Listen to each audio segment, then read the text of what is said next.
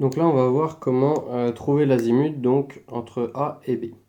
Donc simplement, déjà, première chose qu'on va faire, c'est identifier donc sur la carte quel est le nord. Donc ici, on a la rose des vents qui nous indique, bon, je l'ai colorié en rouge, le nord. On voit bien que par rapport à la vie réelle, ici donc sur notre boussole, l'aiguille rouge nous indique un nord qui est différent. Mais ça, peu importe. Première chose qu'on va faire, donc, c'est qu'on va prendre notre boussole et on va passer le côté de notre boussole entre A et B. Donc si on fait bien attention, ici, j'ai bien mis le côté de ma boussole entre A et B. On vérifie que la flèche qui est ici sur notre boussole indique bien A et B. On ne fait pas dans l'autre sens, sinon on va trouver donc l'azimut entre B et A. Donc nous, ce qui nous intéresse, c'est de se déplacer de A vers B. Une fois qu'on a fait ça, donc on a bien positionné notre boussole, nous allons simplement, ici nous voyons que le nord est vers ici. Donc parallèle au côté de ma feuille et perpendiculaire à ce côté-là. Nous allons venir tenir la plateforme et basculer jusqu'en haut le petit nord écrit en rouge. Donc là, si je vous montre ici, on voit bien que le nord est ici, donc dans la même direction que ma rose des vents. Suite à ça, j'ai simplement regardé sur ma boussole ce qui est écrit en haut, à savoir 320.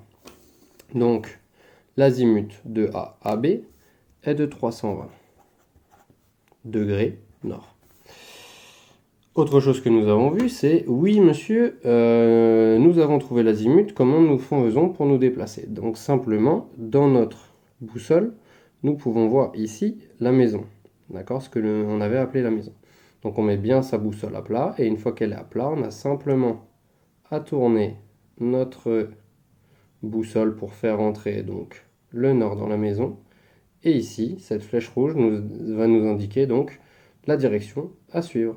Voilà, donc pour rallier A à B, nous devrons suivre cette direction. Deuxième exercice, donc, c'est trouver C. Trouver C qui est ici. Nous allons prendre un deuxième exemple. C est en plein milieu d'une zone avec aucun, mais quand je dis aucun point remarquable. Nous partons régulièrement d'ici, nous pouvons arriver de là, peu importe. L'objectif, c'est de trouver un endroit remarquable assez proche de C. Ici, l'endroit remarquable pourrait être soit la zone qui est ici, soit la zone qui est ici. Pourquoi ici? Parce que nous avons le grand sentier avec un fossé sur la gauche, le deuxième par rapport au gros croisement ici, ou alors simplement le croisement juste à côté du portail ici. D'accord? Suite à ça, le processus reste le même. Nous allons positionner le côté de notre boussole en vérifiant que la flèche sur la plateforme indique bien la direction vers C. Donc ici en partant du croisement entre le sentier et le fossé, collé à C. Nous mettons notre nord cette fois-ci sur la direction en haut. Donc vérifiez que le nord qui est ici est bien le même que celui qui est ici. D'accord? Suite à ça, qu'est-ce qu'on fait? On bascule notre boussole pour mettre le nord dedans. Et nous savons que la direction à suivre, c'est la direction de la flèche qui est ici.